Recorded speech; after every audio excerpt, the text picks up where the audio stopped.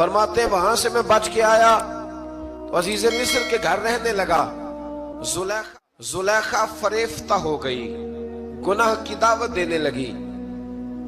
تو حضرت یوسف نے کہا قال معاذ اللہ, میں اللہ کی پناہ چاہتا ہوں. سارے دروازے بند کر کے جب وہ پیچھے بھاگی, اصل حسین وہی شخص ہوتا ہے جو اپنے باطن کے حسن کو بچا لیا کرتا ہے. جو سوداگری کرنے لگے وہ تھوڑا حسین ہوتا ہے. حضرت یوسف علیہ السلام جب بھاگے تو اس نے پیچھے سے پکڑ کے کرتا کھینچا, کرتا پھٹ گیا. ابھی آپ دروازے تک پہنچے تھے, عزیز مصر خود آ گیا. اس نے آگے کہا یہ کیا ہو رہا ہے؟ تو اس نے مکر کیا زلیخا نے, کہنے لگی کہ ہونا کیا ہے, اس کو گھر میں رکھ کے پالا ہے, اب جوان ہوا ہے تو معاذ اللہ اس نے میرے طرف دست درازی کرنے کی کوشش کی ہے. حضرت یوسف پھر خاموش ہو گئے. بھائی بیچ رہے تھے تو پھر بھی خاموش تھے. کبھی کبھی کچھ چیزیں خاموش رہ کے سہنی پڑتی. زخم پہ زخم کھا کے جی, خون جگر کے گھونٹ پی, آہ نہ کر لبوں کو سی, یہ عشق ہے کو دل لگی نہیں. حضرت یوسف علیہ السلام پھر چوپ ہے. زلیخا نے بڑی باتیں کی. ایک دانا آدمی تھا, قرآن کہتا ہے ایک بولا بولنے والا, ایک عقل مند بولا. اس نے کہا دیکھو نہ زلیخا کی سنو نہ یوسف کی سنو. اگر تو کرتا آگے سے پھٹا ہوا ہے تو پھر غلطی ہے جناب یوسف کی, اور اگر پیچھے سے پھٹا ہے تو پھر زلیخا کی غلطی. حضرت یوسف کی معاذ اللہ پھر غلطی. تو عزیز مصر نے کرتا دیکھا تو پیچھے سے پھٹا تھا, لیکن امام قرطبی کہتے ہیں وہ کوئی عقل مند آدمی نہیں, وہ تو 4 مہینے کا بچہ تھا.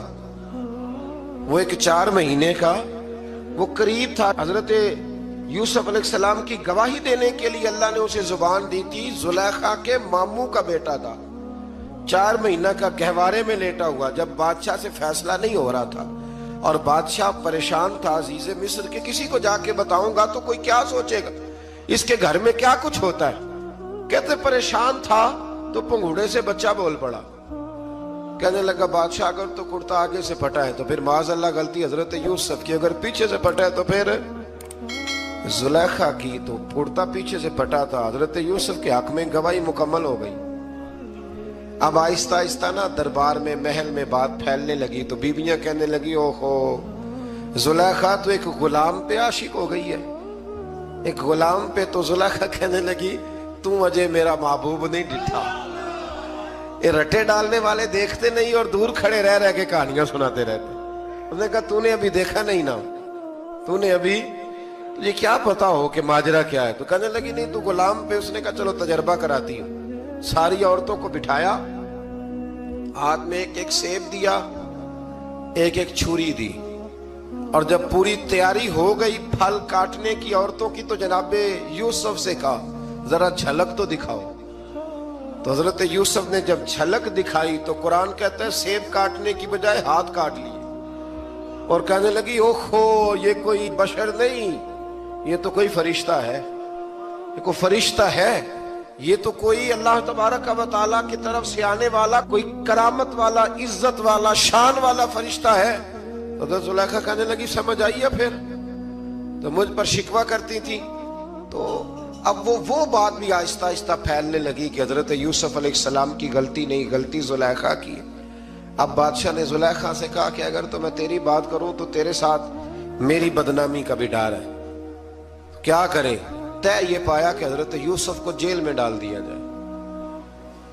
پہلے بھائیوں کے تھپڑ, پھر کنواں, پھر مصر کی منڈی, پھر زلیخا کا الزام, اور پھر باری آ گئی جیل جانے کی. حضرت یوسف علیہ السلام کو جیل میں, کچھ نے لکھا ہے 12 سال جیل میں رہے, جیل میں ڈال دیا. حضرت یوسف علیہ السلام جیل میں کیا کرتے؟ واعظ فرماتے, تبلیغ فرماتے, لوگوں کو اللہ کی توحید کی دعوت دیتے.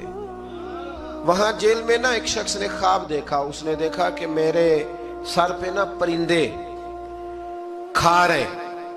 تو حضرت یوسف کہنے لگے اس کی تعبیر یہ ہے کہ تجھے قتل کیا جائے گا, تیری لاش کچھ دیر پڑی رہے گی تو پرندے تیرے سر پہ آ کے بیٹھیں گے, یہ تعبیر ہے. ایسا ہی ہوا, واقعی وہ شخص قتل ہو گیا.